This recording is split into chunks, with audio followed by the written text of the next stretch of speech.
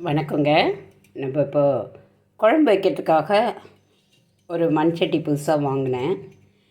இந்த மண் சட்டியை நம்ம சமையலுக்கு பயன்படுத்துறதுக்கு முன்னாடி இதை தண்ணியில் ஊற போட்டு சில இதெல்லாம் செய்யணும். அது நிறைய பேருக்கு தெரியல.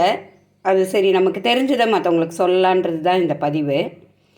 இந்த மண் சட்டியை நான் கிழக்கு கடற்கரை சாலையில் உள்ள பிரித்யங்கரா கோயில் வாசலில் வச்சுருக்கவங்க கிட்ட வாங்கினேன். இதோட விலை 100 ரூபா.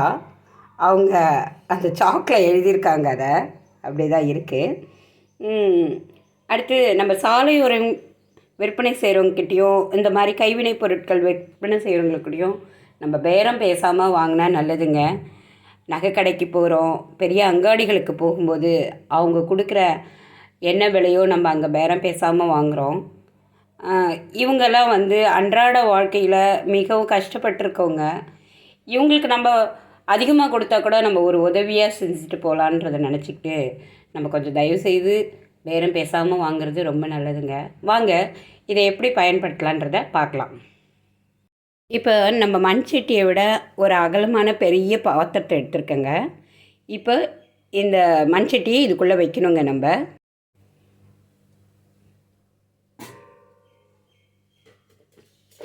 இப்போ இந்த மாதிரி இது உள்ளே நல்லா ஓரளவுக்கு இருக்கணுங்க.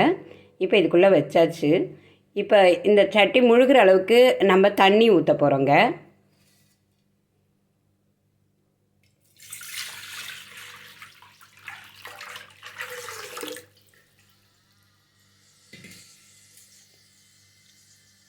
பாருங்கள், ஒரு சத்தம் வரும் அதுலேருந்து. ஏன்னா இந்த மண்பானையை செஞ்சுட்டு அதுக்கப்புறம் இதை வச்சு சுட்டு எடுப்பாங்க. அதனால் சிறு சிறு அந்த துளைகள் இதெல்லாம் இருக்குங்க இந்த மண் இதில். அந்த காற்று போகிறதுக்கும் இதுக்காக இது இப்படி பண்ணுறதுங்க. இது இன்னும் கொஞ்சம் அதிகமான தண்ணியை நம்ம விட போகிறோங்க. இது முழுகிற அளவுக்கு வரணுங்க.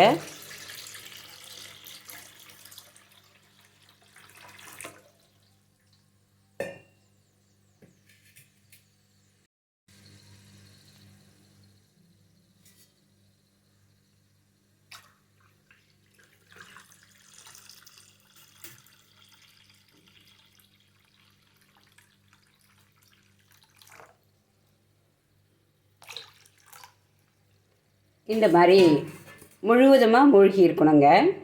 இது மாதிரி 24 மணி நேரம் இந்த தண்ணிலே இந்த பானை இருக்கணுங்க, இந்த சட்டி இருக்கணும். அதுக்கப்புறம் என்ன பண்ணலான்னு நாம் பார்க்கலாங்க. தண்ணியில் நம்ம ஊற வச்ச மண் சட்டி 24 மணி நேரத்துக்கு மேலேயே ஆயிடுச்சு.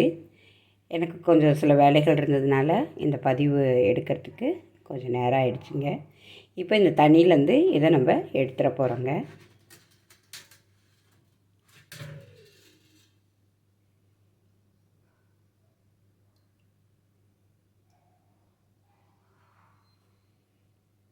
பாருங்க, நம்ம எடுத்துட்டோம்.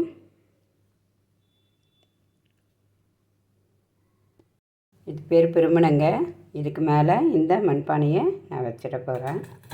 எப்பயும் நம்ம மண்பானையை பயன்படுத்தும் போது இந்த பிருமணம் மேலே தாங்க சமைச்சு முடித்த பிறகும் சரி, முன்னாடியும் சரி, எப்பயுமே நம்ம இதை பயன்படுத்தணுங்க. இப்போது இதில் சாதம் வடித்த கஞ்சி தண்ணியை வச்சு இதை திருப்பி ஒரு 24 மணி நேரம் நம்ம ஊற வைக்க போகிறோங்க. இப்போ சாதம் வடிக்கிற தண்ணி கம்மியாக இருந்ததுன்னா அதுக்கு பதிலாக இன்னும் கொஞ்சம் நம்ம பச்சை தண்ணியை சேர்த்துக்கலாங்க.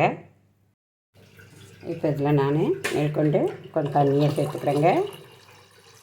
இதுவும் அதே மாதிரி ஒரு 24 மணி நேரம் ஊற வைப்போங்க. அதுக்கப்புறம் இதை எடுத்து நம்ம பயன்படுத்திக்கலாம். நம்ம புதுச்சட்டியில் கஞ்சி தண்ணி ஊற்றி வச்சது 24 மணி நேரம் ஆயிடுச்சுங்க. இப்போ இதை எடுத்து ஊற்றிட்டு நம்ம கழுவிட்டு காய வச்சு இதை பயன்படுத்தலாங்க.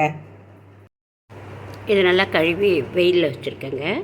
இது காஞ்ச உடனே நம்ம இதை பயன்படுத்திக்கலாங்க. வணக்கம்.